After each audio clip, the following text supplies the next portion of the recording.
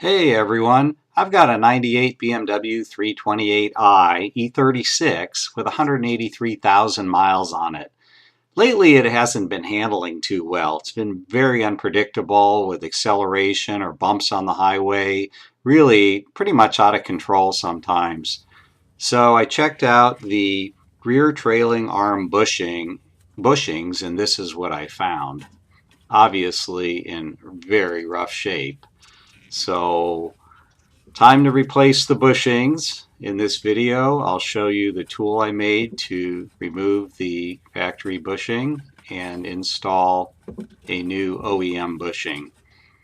You can also install PowerFlex bushings, but this video isn't about doing that. So install the tool that you make and mate the tool into the notches on the factory flange. You'll notice on the outboard portion of the bushing there's a flange. That makes it really difficult to remove this bushing without a special tool. I also learned my lesson not to use an impact gun during this part of the process, which you'll see me using here in just a moment. Not too good on the threads for the tool. Here I go. Time to ruin the threads.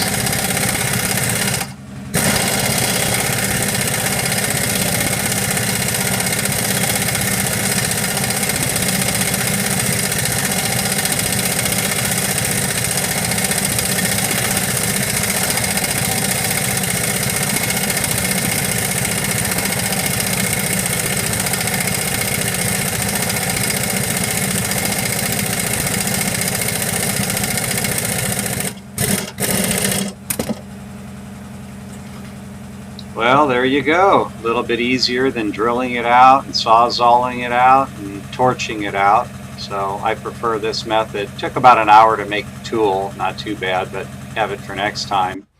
So a little preparation here for the new bushing. A little bit of emery cloth on the inside of the bushing holder.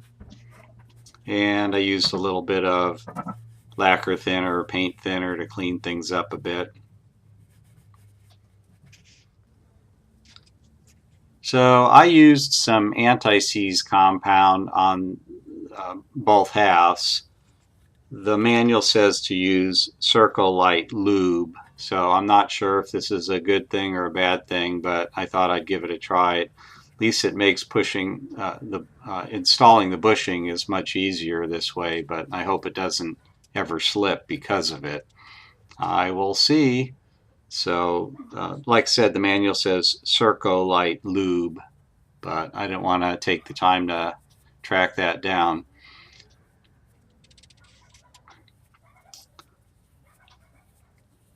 Take the bushing out from the outboard side of the car and put the bushing in from the outboard side of the car. So you'll notice that I reversed the tool around. Takes about 5 hands to do all this, so I did the best I could with slippery hands and a camera in my way. Air ratchet much better than an impact gun.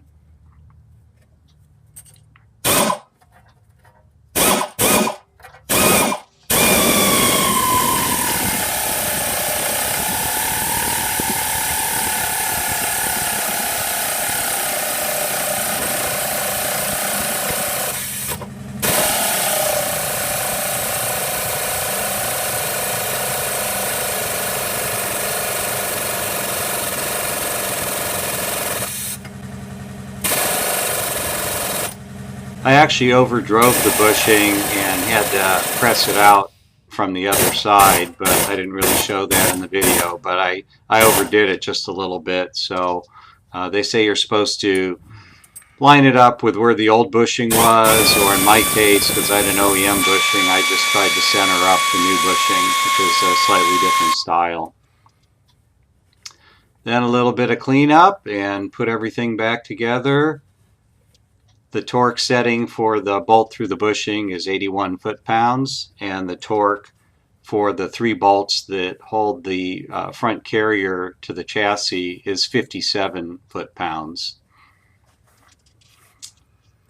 Now I'll show you the tool that I built. I used some 7/8 bar stock and 3/8 all thread.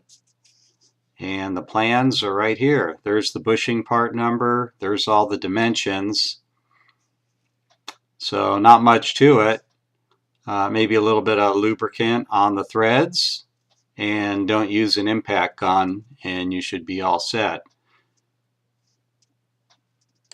Be sure to check out my other video on how to install a lower control arm bushing. Thanks for watching. Catch you next time.